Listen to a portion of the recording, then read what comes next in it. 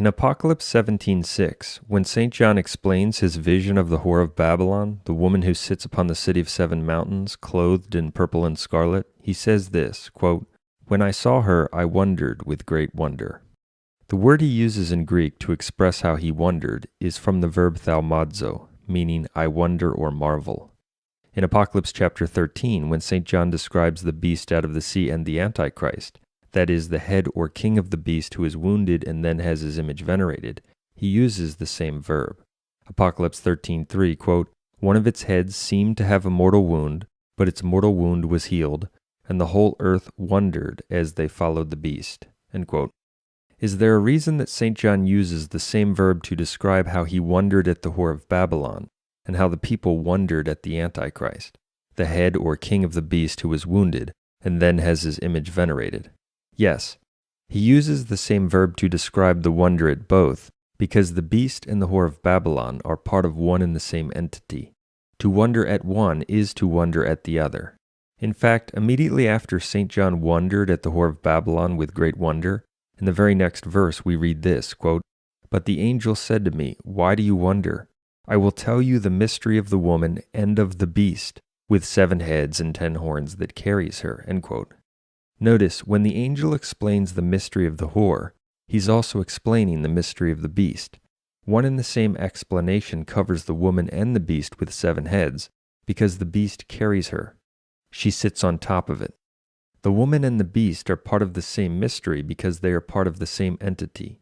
As we explained in our video, Is the World About to End? And as will be further demonstrated in this video. What this means is that if you've identified the whore of Babylon, then you've identified the beast out of the sea with 7 heads and the Antichrist, the head of the beast who is wounded.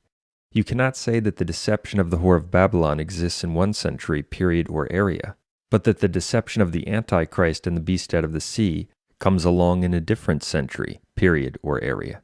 No, if one is there, then the other must be present, because the whore sits on top of the beast. Likewise, you cannot say that the whore of Babylon is a religious deception which arises in Rome, without also saying that the deception of the Antichrist and the beast out of the sea is intimately connected to what's occurring in Rome and with the whore of Babylon. If you've identified the deception of one, then you've identified the deception of the other, both in time period and location, because the whore of Babylon sits on top of the beast out of the sea. So, what is the whore of Babylon? It is not the Catholic Church, as the Protestants wrongly say. As the points we just covered show, anyone who thinks that the Catholic Church is the whore of Babylon must say that the deception of the Antichrist has been present for all of Catholic history, because the explanation of the whore is the explanation of the beast, and the whore sits on top of the beast. But that is of course false. The whore of Babylon is not the Catholic Church. The Catholic Church is the one true church founded by Jesus Christ.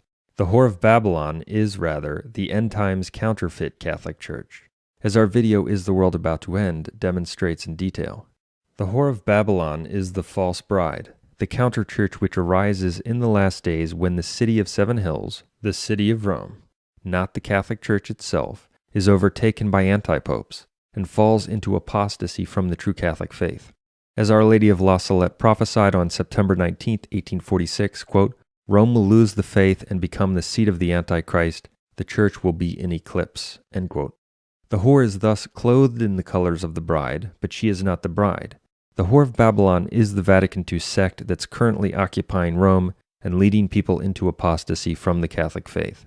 The whore's apostasy and spiritual fornication, which has led almost the entire world astray, has indeed reduced the true Catholic Church to a faithful remnant in the final days, just as Jesus prophesied about the end times in Luke 18:8. Now, the whore of Babylon, the counter-church in Rome, sits on top of the beast out of the sea because the beast out of the sea is a new version of the pagan Roman Empire. This new version of the pagan Roman Empire is manifested politically in the European Union, and it is manifested spiritually or religiously in the Vatican II sect.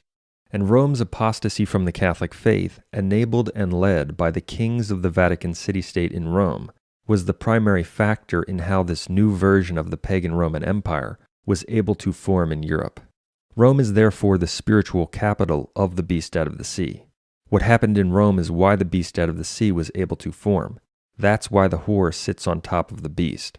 And that's why the explanation of the whore is part of the explanation of the beast. The fact that St. John's prophecy concerns the formation of a new version of the pagan Roman Empire in the final days, as a consequence of Europe's apostasy from Christ, is precisely why St. John's description of the woman on the beast fits exactly with the image of the woman Europa in Greek mythology. St. John's prophecy is about Europa or Europe in the final days in its political and religious dimensions.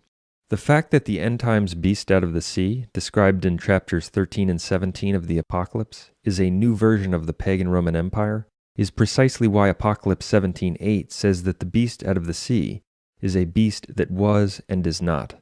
In Scripture, beasts out of the sea are empires that arise on the Mediterranean Sea. We learn that from the prophecies of Daniel. The pagan Roman Empire was the beast on the sea in St. John's day. It is the beast that was. It persecuted the faithful. It caused many to deny the faith, embrace idolatry, and worship false gods.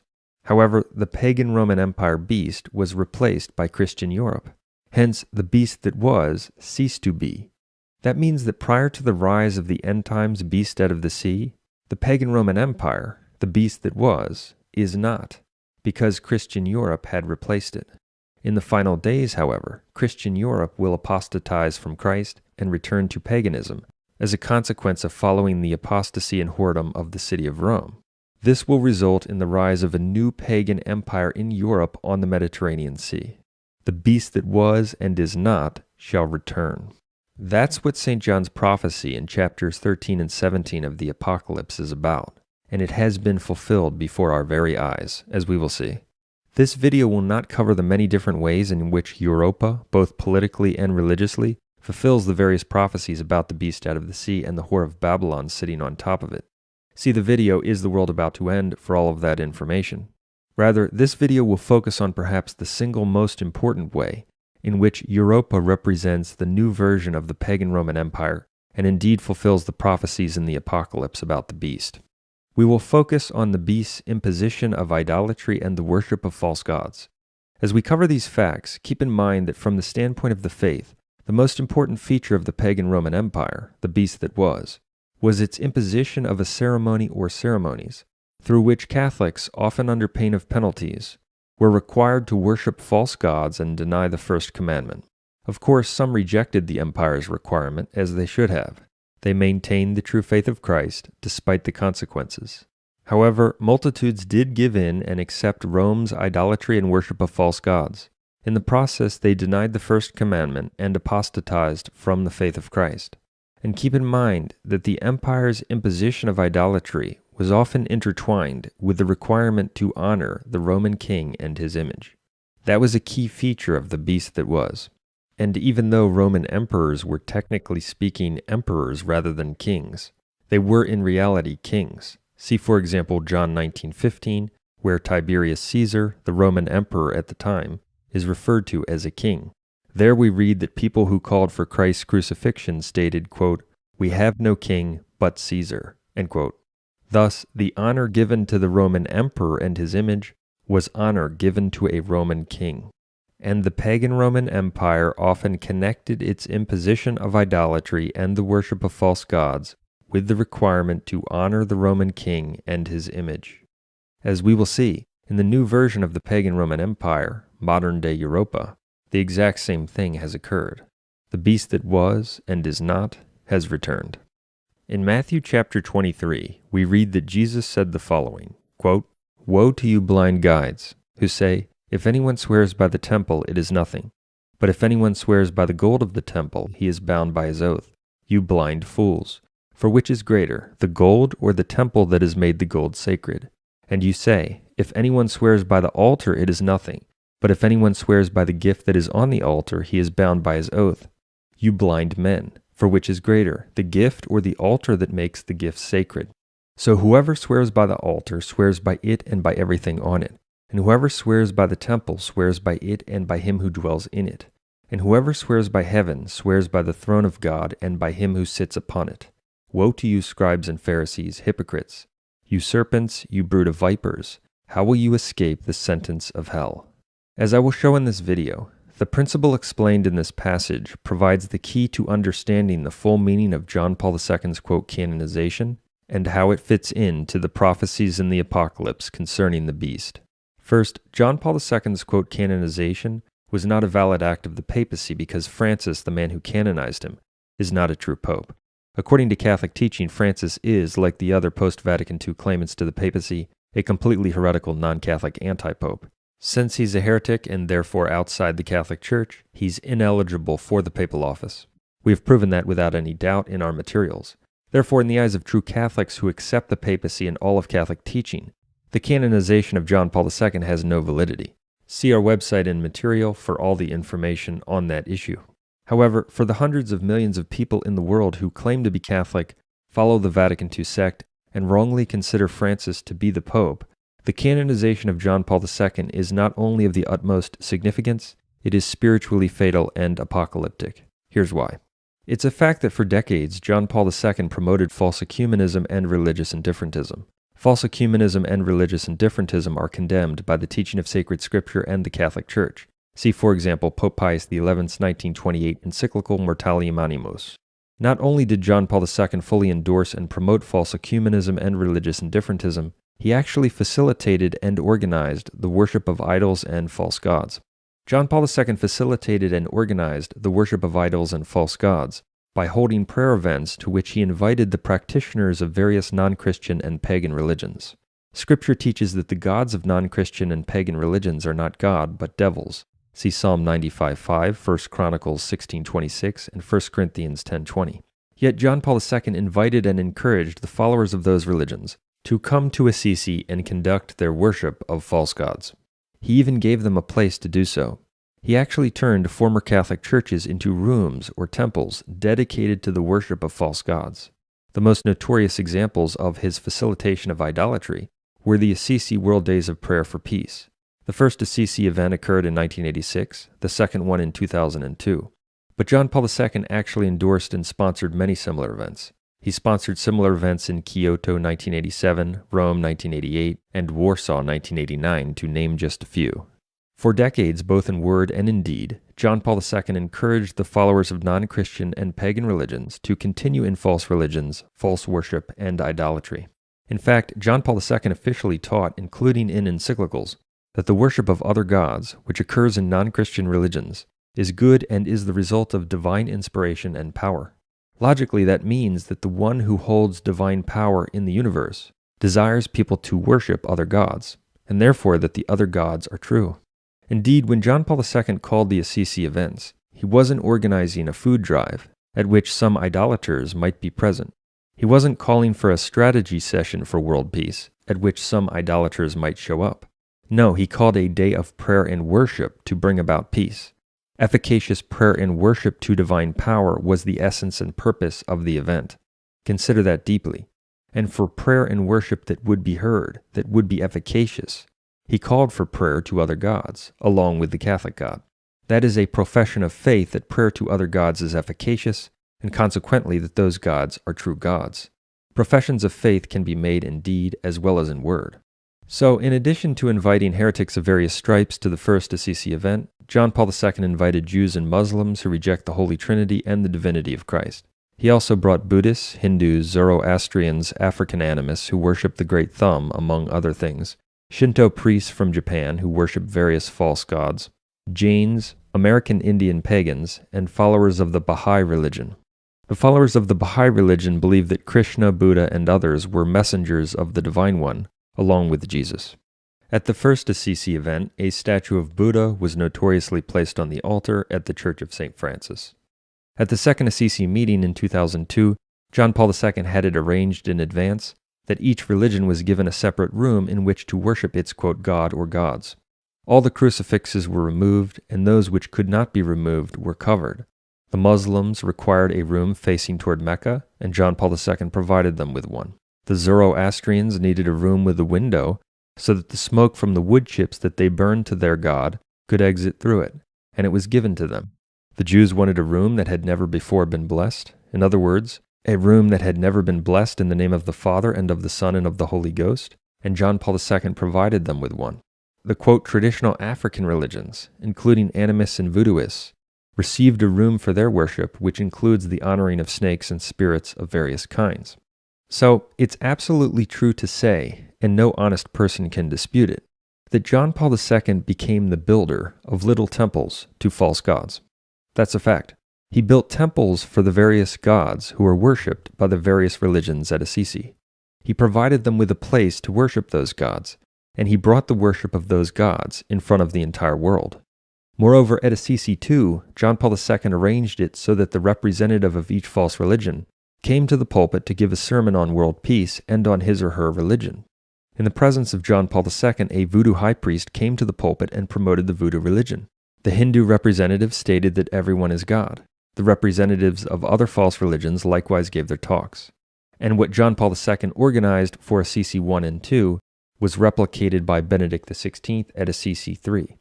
Therefore, it's absolutely true to say that in addition to being the builder of temples to false gods, John Paul II was a missionary for those gods.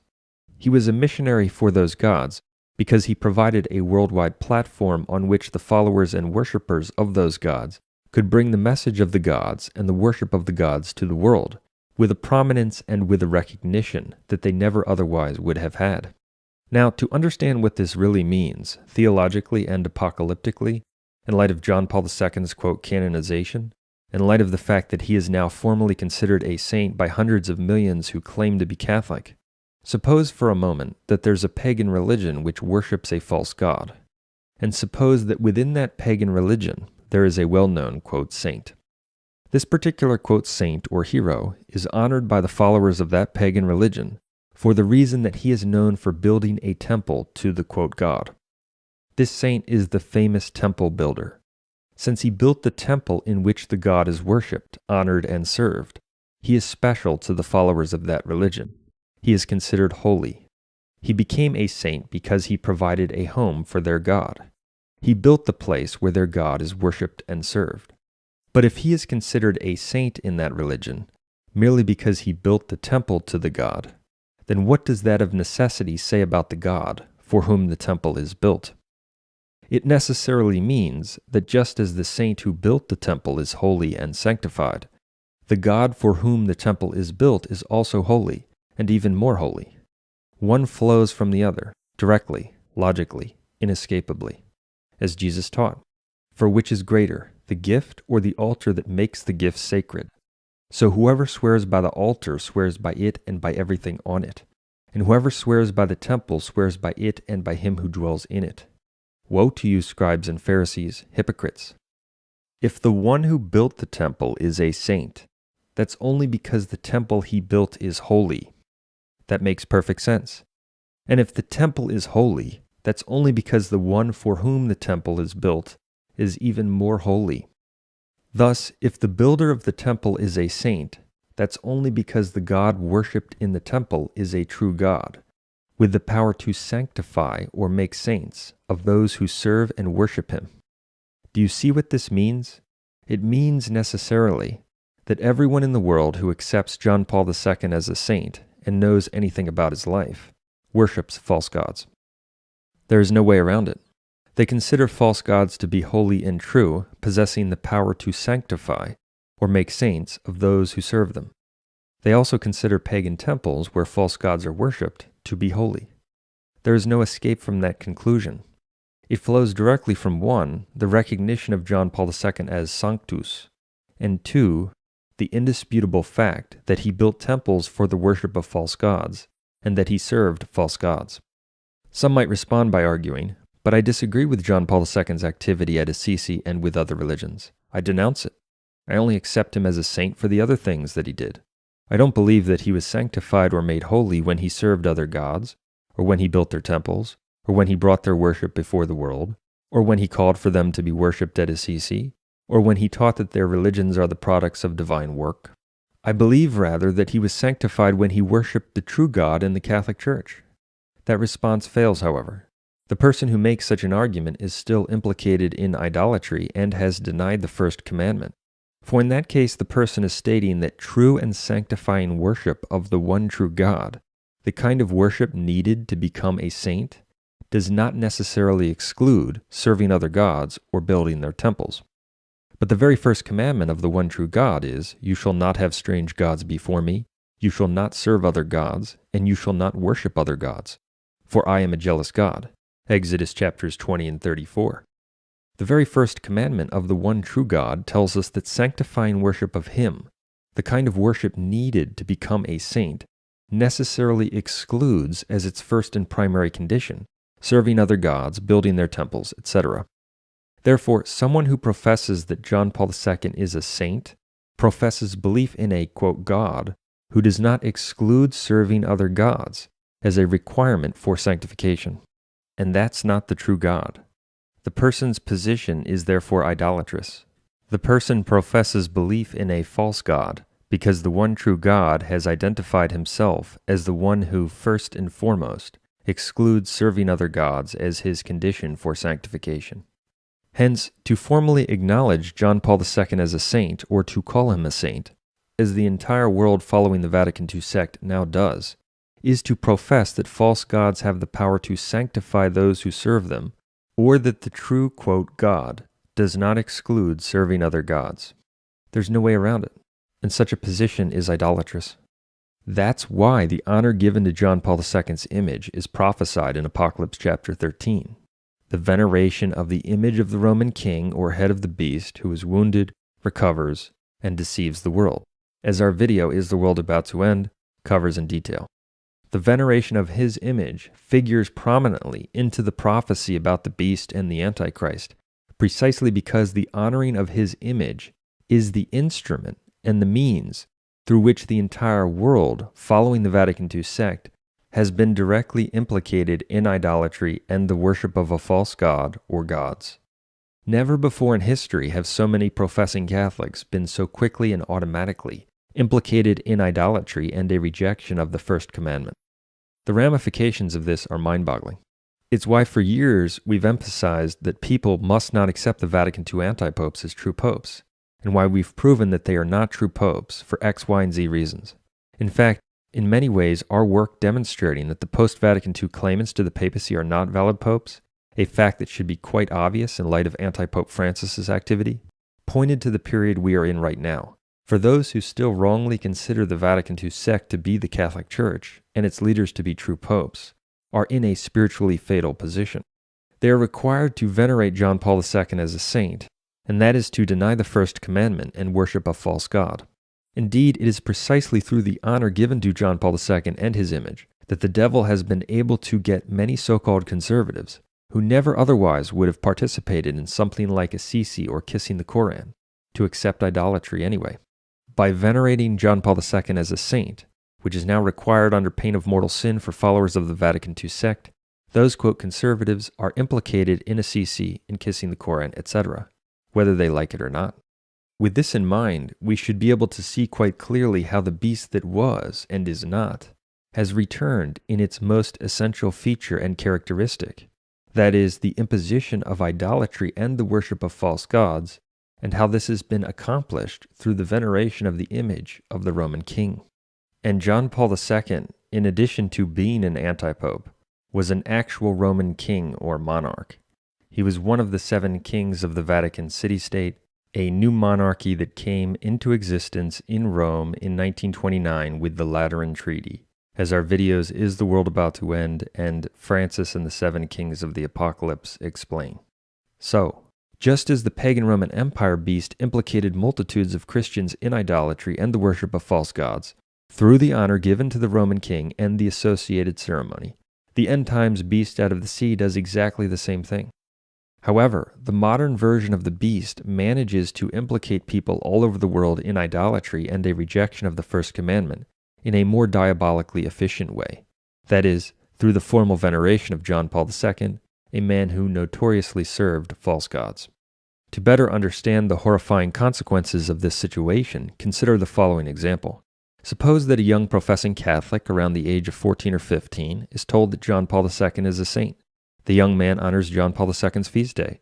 A short time later, he looks up John Paul II and he learns that John Paul II invited the worshippers of other gods to Assisi, so that they could worship those gods alongside the Catholic God. If he still accepts John Paul II as a saint at that point, even if he doesn't know anything else about the arguments for why John Paul II was a heretic, why the Vatican II sect is not the Catholic Church, how there have been anti-popes in history, how this situation was prophesied, etc., the young man is nevertheless implicated in idolatry. He has denied the first commandment by accepting that one can become holy by serving other gods and building their temples, or that one can be sanctified by, quote, God, despite serving other gods, which means that the God he now believes in is not the one true God. And it doesn't even matter if the young man or anyone else who calls John Paul II a saint never goes to a temple of the false gods and never professes outward belief in those gods. It doesn't make any difference. By simply accepting John Paul II as a saint, the person has denied the first commandment by holding that a person who serves other gods can be sanctified. That's why the honor given to John Paul II's image is foretold in the Apocalypse. It represents the universal imposition of the evils and the idolatry of the Vatican II sect, the Great Harlot, upon its followers, including upon so-called conservatives who otherwise never would have accepted them or blessed them. And it's important to note that if the aforementioned young man had heard that some random so-called Catholic, for whom he had no special respect, organized the followers of other gods to worship those gods, and brought the worship of those gods to the world, in that case the young man might be inclined to question that person's activity or reject him outright as wicked and a false believer. Of course he should do so. However, the fact that serving other gods is now presented to the young man as the activity conducted by John Paul II, a man his, quote, church tells him was holy and is a saint, serves as a powerful enticement to accept John Paul II as holy anyway, and thereby accept that one who serves other gods can be sanctified. That's why this is so devastating and significant. It means that all those, including many, quote, traditionalists, who may have even criticized the Assisi events and John Paul II's religious indifferentism, yet accept him as a saint or even just call him a saint because they accept anti-Pope Francis, are idolaters. They have denied the first commandment. They profess belief in a God who sanctifies those who serve other gods. That's not the true God. These points demonstrate that all those who have obstinately defended the Vatican II anti-popes in the face of the facts are deceivers. Their obstinate adherence to a false position has kept them and others on a direct path to idolatry, and they have now arrived at the destination point. They have served the interests of the devil. They have worked as ministers of Satan and defenders of the Antichrist. These facts show why it's essential to adhere to the true position and widely disseminate the information proving that the Vatican II sect is not the Catholic Church. There are also a few who cling desperately to the counterchurch, but they know they cannot accept the wicked John Paul II as a saint because of what he did in his life. So they have contrived ways to reject the canonization, yet still claim to accept Francis as the Pope, but they are only fooling themselves. Anti-Pope Francis proclaimed the canonization of John Paul II with the fullness of his, quote, authority. The essential formula he used was as solemn as any canonization in history. If Francis holds the papal office, which he definitely doesn't, the canonization of John Paul II would be as authoritative as any in church history. The process he used and the examination he conducted prior to the solemn declaration are irrelevant. God protects the acts of true popes in such matters, regardless of the study the pope engages in or the process he utilizes, as those who actually believe in papal infallibility know. Therefore, those who say that Francis is the pope, an absurd position on its face, but reject his canonization of John Paul II, have simply fallen into a schismatic position and denied papal infallibility. They have departed from Catholic teaching and embraced something akin to, quote, Old Catholicism or Eastern Orthodoxy, in a futile attempt to salvage the Great Harlot and the non-papacy of Francis. In the process, they call into question every canonization in church history. Rather than simply accept and defend the truth that the Vatican II claimants to the papacy are anti-popes, they choose to commit mortal sin and deny the protections Jesus Christ gave to his church and the papal office. The only way to reject the canonization of John Paul II, as people must to be saved, is to correctly acknowledge that Francis is not the Pope, but a heretical non-Catholic anti-pope, and that the Vatican II sect is not the Catholic Church. There are others who, in similar desperation, argue that the canonization of John Paul II only means that he repented, or could have repented, of his horrible and wicked activity and then gone to heaven. That claim is also completely false for two reasons. First, since John Paul II consistently promoted false ecumenism, religious indifferentism, and served false gods by his words and deeds in the external forum, according to Catholic teaching, a repudiation of his wicked beliefs and activity would have to be manifested in the external forum for anyone to conclude that he converted from serving false gods. But of course, no such conversion or repudiation of his entire career was ever made in the external forum. In fact, to the contrary, in John Paul II's very last document, his last will and testament, he acknowledges the Rabbi of Rome and the representatives of non-Christian religions whose false gods he served. And of course, he does not repudiate his apostasy or call the unbelievers to convert to the true God in the Catholic faith. It is therefore forbidden, according to Catholic principles, for anyone to conclude that John Paul II converted from the religious indifferentism, service of false gods, etc., that he displayed for decades. Catholic principles forbid anyone to conclude that he is anywhere but in hell. Second, the aforementioned argument is demolished by the fact that a canonization of a saint does not merely mean that the person is in heaven. It also means that during that person's life as a Catholic, he or she manifested heroic virtue and lived a model Catholic life, even if the conversion to the true faith, manifested clearly in the external forum, occurred shortly before a person's martyrdom or death. As Pope Pius XI taught in his December 31st, 1929 encyclical, quote, "The saints have ever been, are, and ever will be, the greatest benefactors of society and perfect models for every class and profession," end quote. It is therefore impossible to divorce the canonization of John Paul II from what he did and taught as antipope. Indeed, the Vatican II sect canonized him precisely for his career as antipope, one that was characterized by wickedness, false ecumenism, religious indifferentism, and the service of false gods. Hence, those who accept John Paul II as a saint reject the first commandment and are implicated in idolatry. People also need to understand that the significance of John Paul II and why he was the Antichrist is not found in the fact that people think about him much or even almost at all. That actually doesn't make any difference. His significance, rather, is that as a result of what he did in his life, to simply accept him as a saint one time is to reject the first commandment and be implicated in idolatry. That's why the Apocalypse says that all those who honor the image of the beast, the one who is wounded and recovers, and die unconverted, will be tortured day and night, forever and ever. They will never have any rest, the Apocalypse says. And it makes sense, for they will have professed belief in a God who sanctifies those who serve false gods, and that's not the true God. Moreover, as proven in our video, quote, St. John Paul II exposed, John Paul II also claimed to be God, and that corresponds to the prophecies about the beast as well. For in the beast that was the pagan Roman Empire, the Roman king claimed to be Dominus et Deus, Lord and God. John Paul II did the same. That's a fact. But the truth covered on that issue is frankly over the heads of most people. No matter how clearly and thoroughly it has been proven that John Paul II actually preached that the Son of God became every man in the Incarnation, and that he is therefore Jesus Christ, the Son of God, most people simply lack the grace and the honesty to recognize what John Paul II taught in that regard. Even though few recognize the truth that John Paul II actually taught that he is Jesus Christ throughout his entire anti-papacy, it makes perfect sense that the one who does fulfill the prophecies about the Antichrist and implicates so many in idolatry also claimed to be God himself.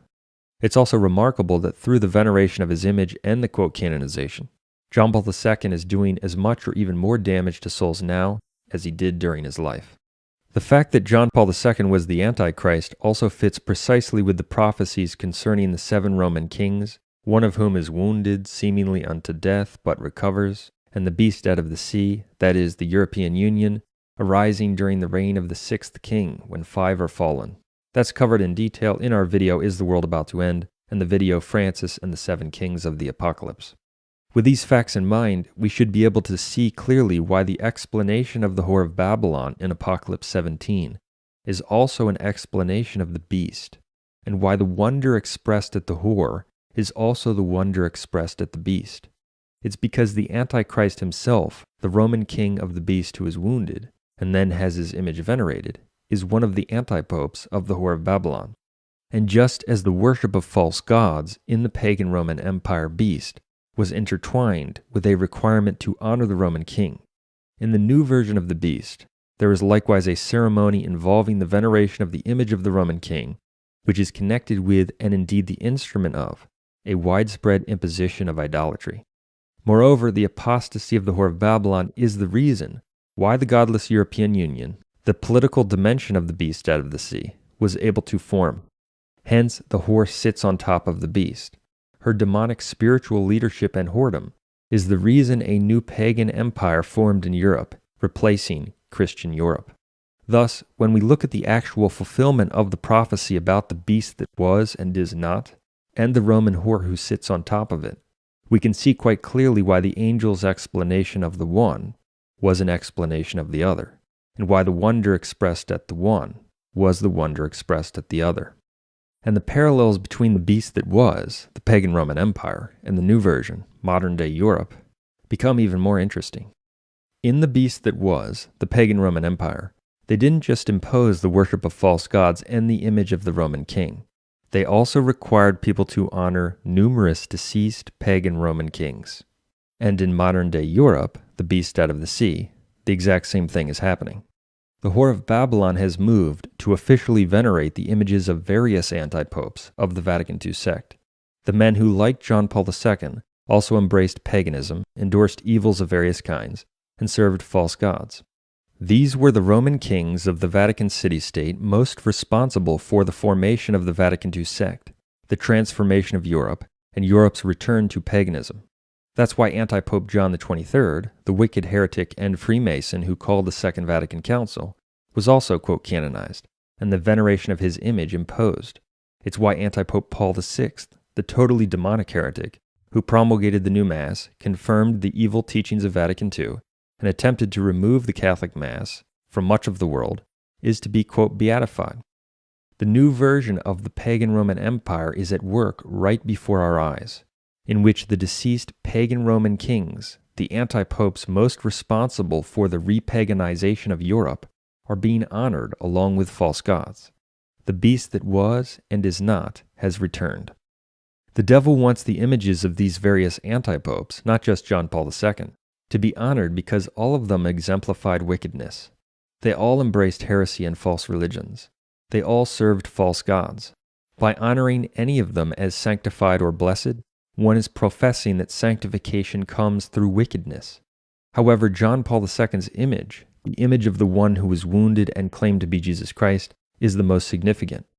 It's singled out in the Apocalypse because John Paul II served false gods and built temples for their worship most notoriously, and therefore the veneration of him constitutes the most immediate and direct connection to idolatry for the masses. So, if you think that in the future there will come 7 Roman kings, as part of a new kingdom in Rome, with a new empire on the Mediterranean Sea, constituting a new version of the beast that was, rising when 5 of those kings are fallen, with one of those Roman kings being wounded, deceiving the world, and implicating the masses in idolatry through the veneration of his image, well, you're wrong. That's not coming in the future. It already happened, and we are living through the final stage of it.